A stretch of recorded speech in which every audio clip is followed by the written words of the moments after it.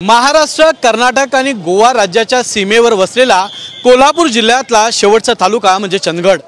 चंदगड विधानसभा मतदारसंघ हा राज्यामध्ये लक्षवेधी ठरतोय। या मतदारसंघातल्या नागरिकांना नेमकं राज्यातल्या घडामोडींसंदर्भात काय वाटतं?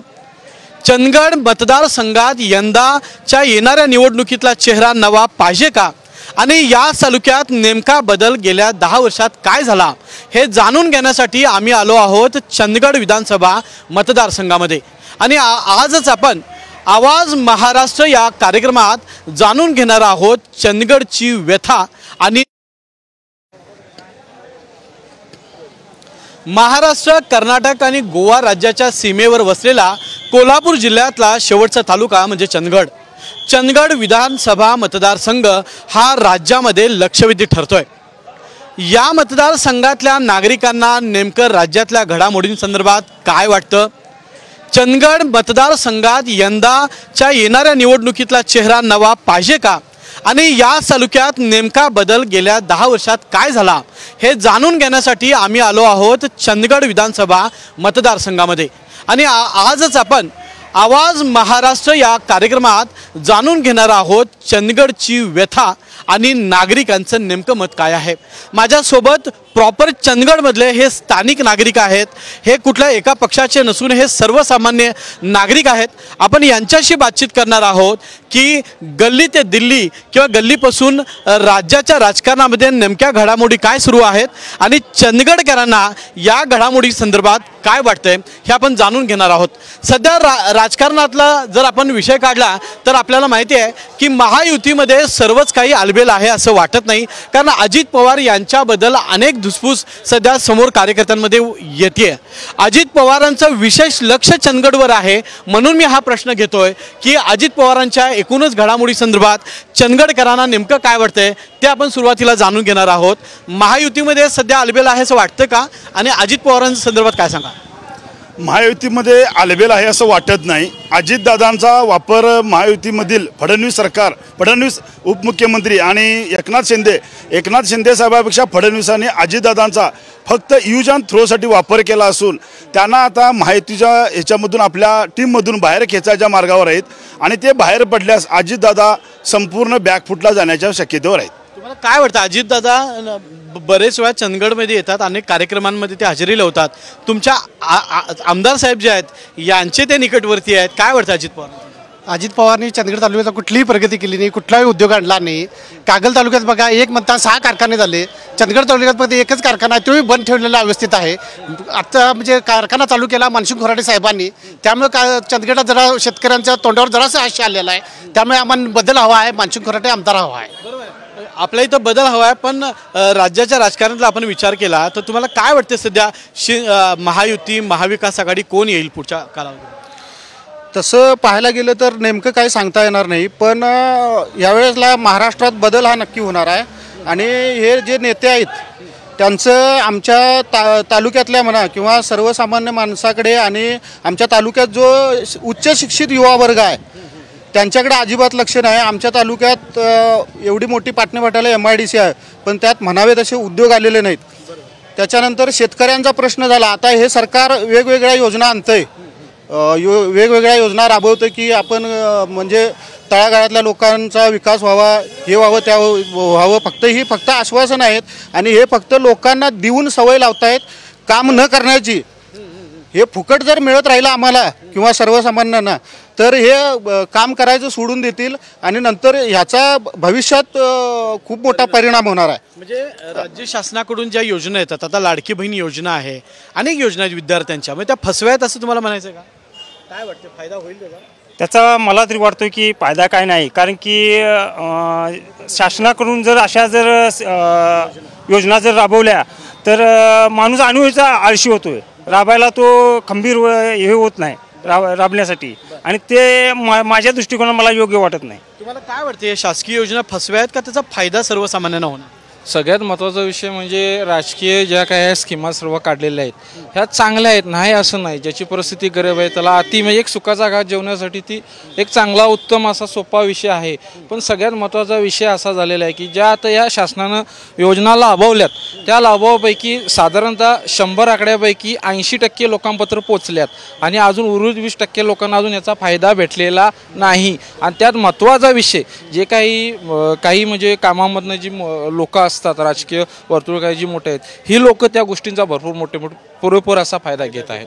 आणि त्याच्यामुळे ही जी गरीब परिस्थिती आहे, जी अडाणी माणसं आहेत किंवा इतर जी काय म्हणजे ज्यांना न कळत असे जे लोक आहेत, ह्या लोकांना त्याचा परिणाम भरपूर वाईटपणाने भोगावा लागायला आहे. म्हणजे शासकीय योजना तुमच्यापर्यंत पोहोचल्या नाहीत असं आपलं मत आहे. काय वाटते तुम्हाला? थोड्याफार पोचलेल्या आहेत, थोड्याफार नाहीत. आणि पूर्णपणे लोकांना जर सहकार्य अशा गोष्टी केल्या तर लोक पूर्णपणे हलशी होणार आहेत. आता रेशन द्यायला थोड्या लोकांना मिळतं रेशन, काही लोकांना मिळत नाही रेशन गव्हर्नमेंटचं. हे दिलं तर सगळ्यांना द्यावं, नाही तर कुणालाच द्यायचं नाही रेशन. कारण का रेशन दिल्यामुळे काय तर फुकटचं खाऊन ती घ्यायची फुकट आणि 10 रुपये दुसऱ्याला विकायचं गहू वगैरे असे प्रवृत्ती चाललेली आपल्या राज्यात. म्हणजे शासकीय योजना तुम्हाला दुबळ्या करतायत असं तुम्हाला म्हणायचं वाटतं असं आम्हाला. साहेब, राज्यामध्ये आता एक 2-3 दिवस एक नवीन हे चालू आहे की भारतीय जनता पार्टी असेल, महायुती असेल, याचे जे नेते आहेत ते वेगवेगळी विधानं करतायत आणि समाजामध्ये तेढ निर्माण होते. उदाहरणार्थ राणेंसंदर्भात अनेक हे होतात. तर काय वाटतं तुम्हाला सिद्धार्थ? सध्या आता जर का महाराष्ट्राचं राजकीय जर का हे वातावरण बघितला तर सध्या राजकीय वातावरण अतिशय अस्थिर आहे. ज्या आता लाडकी बहीणसारखी योजना आणलेत, ती लाडकी बहीणसारखी योजना फक्त लोकांना गाजर दाखवून फक्त लोकांची मतं मिळवण्यासाठी आहेत. तसं बघितला तर 20 वर्षाच्या पाठीमागे एखाद्या तांदळाला जर का 5 रुपये किंमत राहिली आणि पेट्रोलला जर का 5 रुपये किंमत राहिली, आज पेट्रोलचे भाव 100% वाढलेत. पण धान्याचे रेट किती वाढलेत काय सांगा? ते आम्हाला योजना एक पण नको शासनाच्या. जर का आपण कष्ट करतो, माझी महिला, माझी बहीण, माझी बायको जी कष्ट करते, त्या कष्टाच्या दाम फक्त शासनानं दिलं तर त्याच्यापेक्षा काहीच नको शासनाचं. फुकटचं जर का घेतलं तर ते 1500 रुपयेमध्ये माझा महिना जगू शकत नाही माझी माऊली.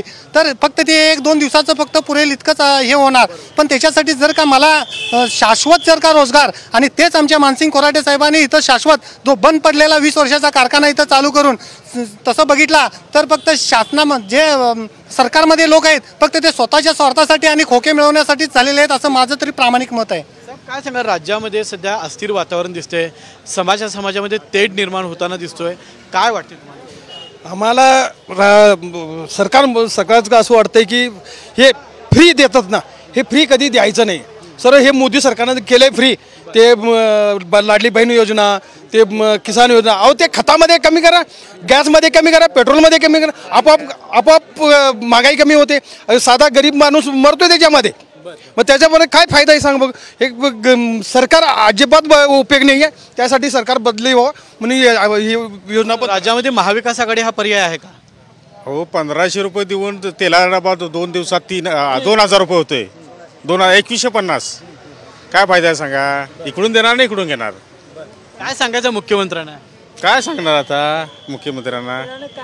मुख्यमंत्र्यांना काय सांगायचं? लाडकी बहीण आणि लाडका भाऊ हे पैसे देऊन जर हे सगळा हे जर चालत असेल तर ते काय चालू शकणार नाही. मुख्यमंत्र्यांनी फक्त लाडकी बहीण एवढी योजना केलेला आहे. अहो हे फक्त आता देखावा आहे सगळा. तुमचं गॅस वाढलं, तुमचा आता 1500चा डबा आता 2100 रुपये झाला. याची काय योजना? अहो खत योजना, आम्ही शेतकरी आहोत. खताचा दर किती आहे? 1500 रुपये. बरोबर. शेतकऱ्यांचे प्रश्न असतील, सर्वसामान्यांच्या प्रश्नावर सरकारनं हात घालायला पाहिजे होता. एकूणच आपण थोडंसं राज्यापासून पुन्हा कोल्हापूर पर्यंत येण्याची चर्चा ही खरं तर सुरू केली होती. पण इथं सर्वसामान्य शेतकरी असल्यामुळे त्यांचे दररोजचे प्रश्न महत्त्वाचे आहेत असं ते म्हणत आहेत. आपण जाणून घेऊ की या तालुक्यामध्ये, या मतदारसंघामध्ये नेमके प्रश्न काय आहेत, काय भेडसावतात. काका काय सांगाल, चंदगड मतदारसंघामध्ये नेमके काय प्रश्न आहेत? चंदगड मतदारसंघातनं मी अनपट आहे खरं. खोराटे साहेबाचा नवीन चेहरा आम्हास उठाव पाहिजे. प्रश्न कुठले आहेत? प्रश्न म्हणजे लाडकी बहीण 1500 रुपये घेत आहे. माझ्या गरीबाचा एखादा 2 लाख कर्ज जर फारीक करीता तर मी पाया पडतो हात जोडून त्याच्या. काय तर लाडकी बहीण नकोचा मास. लाडकी बहीण कुठे जाताले लाडके भाव कुठे जाताले त्यासनं बी दे म्हणता नाही लाडकी बहिणीचं सोडू नाही देवा पेट्रोलाचा दर कमी करा खताचा दर कमी करा काय हे इतर दर आहेत बाजारभावचे ते कमी करा शेतकरी जगेल नाही ही लाडकी बहीण कशा 1500 द्यायचे आणि ह्या बाजून तेलाच्या डब्यावर 2500 काढायचे ही लाडकी बहीण कशासाठी योजनांसंदर्भात नागरिकांमध्ये संभ्रम आहे काय सांगाल या तालुक्यातले प्रमुख प्रश्न कुठले वाटतात या मतदारसंघातले म्हणजे वाहतुकीचे दळणवळणाचे साधन उद्योग रोजगार पोरांची नोकऱ्या नाहीत ह्या समस्या भरपूर आहेत तसेच म्हटलं तर ज्याचे 30 ते 40 वय आहे ह्या मुलांनी मुलीही कोण देत नाहीत कोण शेतकरी मुली देत नाहीत काय देत नाहीत ह्यांचाही पूर्णपणे गंभीर प्रश्न आहे कुठलीही मुलगी मागा गेले शेतकरी आहे की म्हटलं कोण शेतकऱ्याला मुलगी देत नाहीत सुशिक्षित रोजगार पोरगा आहे राबवून करते त्यालाही मुलगी देत नाहीत मुलगींचा प्रश्न फार गंभीर आहे मुलांची लग्न व्हायची फार अवघड आहे एक पिढी उद्ध्वस्त व्हायच्या वळणावर ही परिस्थिती आहे या चंदगड तालुक्यात एकही कुठला उद्योग नाही काही नाही यामुळे फार परिस्थिती बेकार आहे तुझ्यामध्ये काय वाटते की या चंदगड मतदारसंघात काय प्रश्न असतील मेन म्हणजे ना हे बेरोजगारीचं मोठं वाढलं की जी मुलं आहेत शिकलेली आहेत चांगले पण या तालुक्यात इतके वर्ष राजकारण झालं काय झालं पण बेरोजगारीमुळे या राजकारणामुळे एक कुठली मोठी कंपनी इथे नाही आलेली नाही अजून आणि या फक्त राजकारणाने फक्त स्वतःचा स्वार्थ करून घेतला पण लोकांचा काही फायदा नाहीत रस्ते चांगले नाहीत आज कुठेतरी बाहेर गेलं चंदगड म्हटलं की चंदगड आम्हाला माहीत नाही म्हणतात एवढी नालायक म्हणजे ह्या अवस्था आपल्या तालुक्याची आहे किंवा दुर्गम भागातला तालुका काय इतके वर्ष आले 2024 चालू आहे पण आमच्या तालुक्यात नाव अजून आमचं सांगायचं म्हटलं तर बेळगाव सांगायला लागतं का सांगावं लागतं ते आणि सगळे राजकारणी येतात आमदार होतात पण इथे विकास काही झाला नाही आता बघा एक मोठं हॉस्पिटल नाही आहे कुठला पेशंट काय जरी रात्री इमर्जन्सी झाली ते बेळगावपर्यंत जावं लागतं आणि त्यामध्ये माणूस दगावतो इतकं नालायक अवस्था ते आमच्या तालुक्यात झालेलं आहे काय सांगाल कुठले प्रश्न तुम्हाला भेटत कुठलं हेच की ह्या मुलांचं हेच काही नाही शिक्षण एवढी शिकून हे झाल्या तर काही कारखाने नाही काही नाही नोकऱ्या नाही आमदार काय करतात विद्यमान आमदार निवडून जातात ते परत इलेक्शनच्या टायमाला येतात परत मध्ये काय अजून तरी पत्ता नाही आता राजेश पाटील निवडून गेलाय आता गेलाय तो अजून पत्ता नाही त्यांचा आता ह्या इलेक्शनच्या याला आता 1 महिनाभर नसणार कोल्हापूर जिल्हा खरं तर सदन जिल्हा असल्याचं आपण म्हणतो मात्र याच तालुक्यात चंदगड हे शेवटचं टोक आहे या तालुक्यातले या मतदारसंघातले आमदार नेमके काय करतात कोण आहेत आमदार आणि नागरिकांचं काय मत आहे ते आता आपण जाणून घेणार आहोत काय सांगाल किती वर्षाची परंपरा आमदारांची आहे किंवा यापूर्वीच्या आमदारांनी काय विकास केला आहे आताचे विद्यमान आमदार आहेत त्यांचे वडील 3 वर्ष आमदार होते त्यांच्या वडिलांचे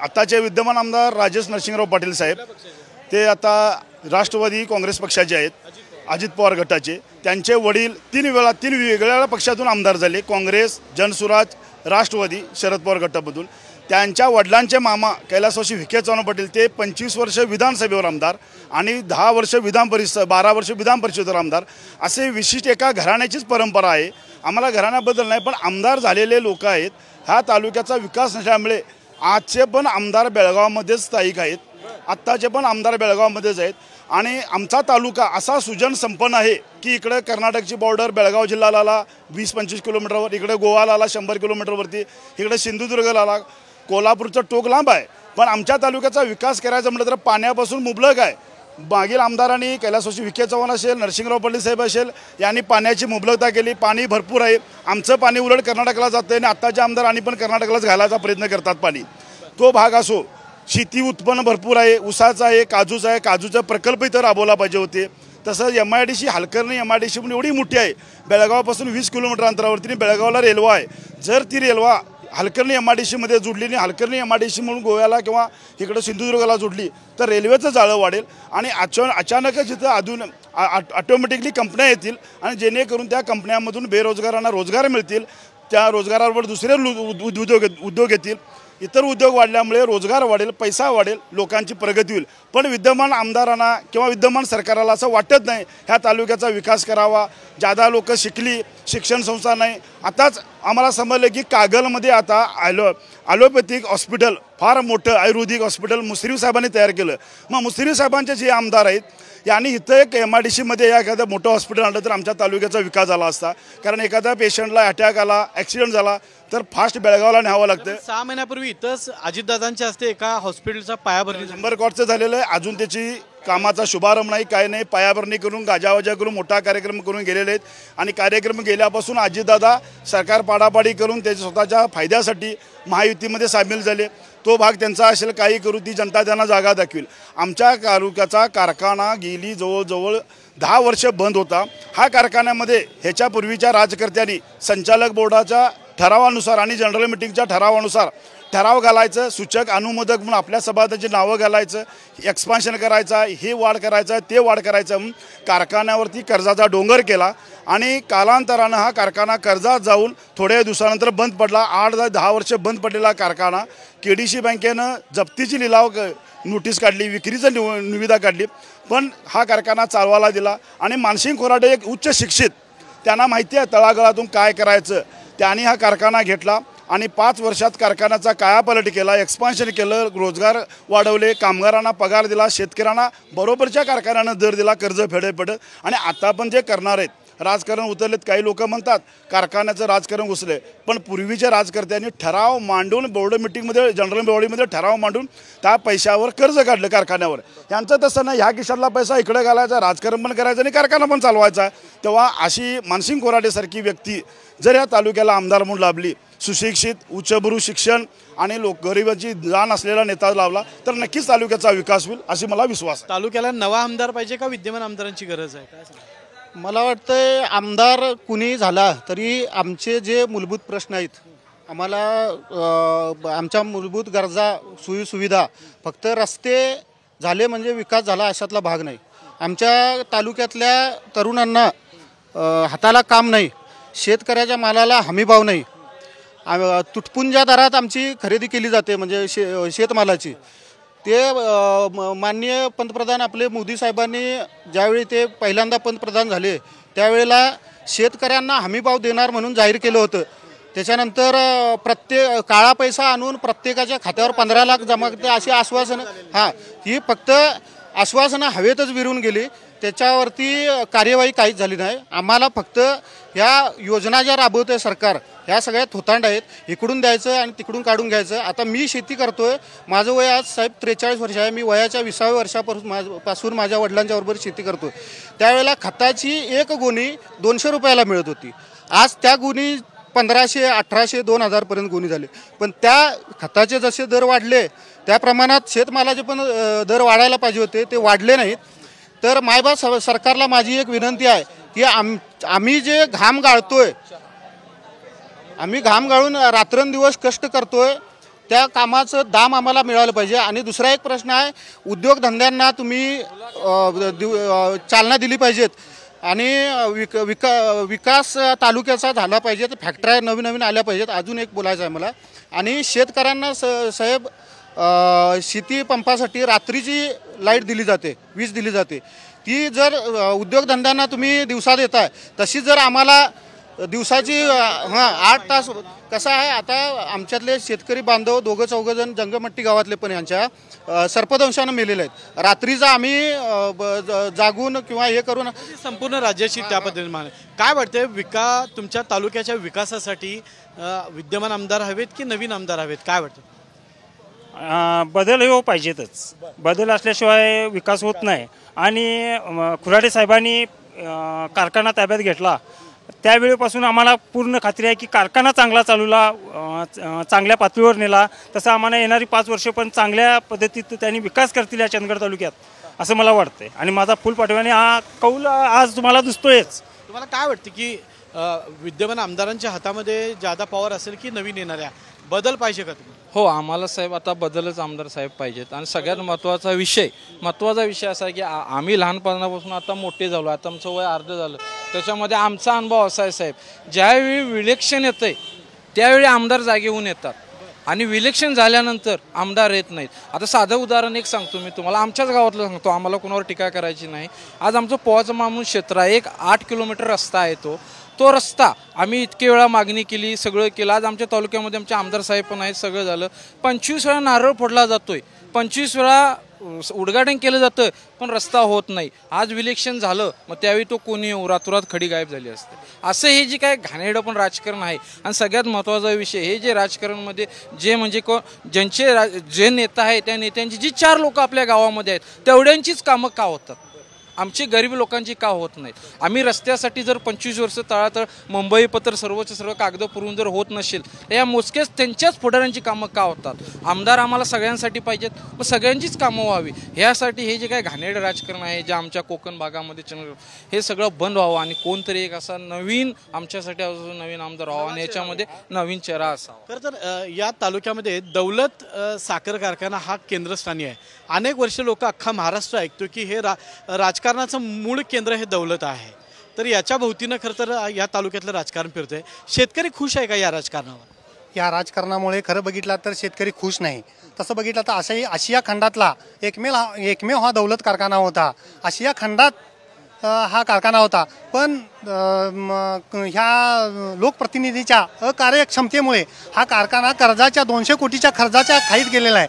तसं बघितलं तर इथं उद्योगधंदा नाही आणि असलेला कारखाना पण स्वतःच्या स्वार्थासाठी ह्या लोकनेत्यांनी हा बंद पडलेला आहे. तसं बघितलं तर मानसिंगराव खोराटेसारखा एक गिरणी कामगाराचा मुलगा इथं येऊन एक 4-5 वर्षात इतकं काय त्यांनी भरारी घेऊन हा कारखाना सर्वसामान्य माणसांसाठी खुला करून दिला आणि सर्वसामान्य माणसांचे प्रश्न सोडवले आणि ते आता विधानसभा लढवण्याच्या तयारीत आहेत. खरोखर तुम्हाला सांगतो, जर का आमदार म्हणून जर का मानसिंगराव खोराटे जर का ह्या तालुक्यात निवडून आले तर उद्योगधंद्याचा प्रश्न, उद्योगधंदा असेल, तरुणांना रोजगार असेल किंवा एखादा हॉस्पिटल असेल किंवा पाण्याची समस्या, इकडं कोलिक माळुंग्यासारख्या ठिकाणी महिलांना देखील गोव्यासारख्या ठिकाणी आपल्याला कामासाठी पाठवावं लागतंय. फार दयनीय अवस्था आहे. तसं बघितलं तर तालुक्यातला हे म्हटला तर आमदारांनी 5 वर्षात एकेका गावाला पाय पण लावले नाहीत अशी परिस्थिती आहे. त्यामुळं बदल हवा, ह्या तालुक्यात बदल हवा. याचा अर्थ आमदार या चंदगड तालुक्यातून निवडून गेले तर ते राहतात बेळगावमध्ये, पण ते या मतदारांपर्यंत पोचत नाहीत असा एकूण सूर या चर्चेतून आपल्याला दिसतोय. मी सर्वांसाठी 1-2 प्रश्न विचारणार आहे, एका वाक्यात त्याचं मला उत्तर पाहिजे. राज्यामध्ये तुम्हाला महायुती पाहिजे की महाविकास आघाडी पाहिजे? एका वाक्यात उत्तर. महायुती.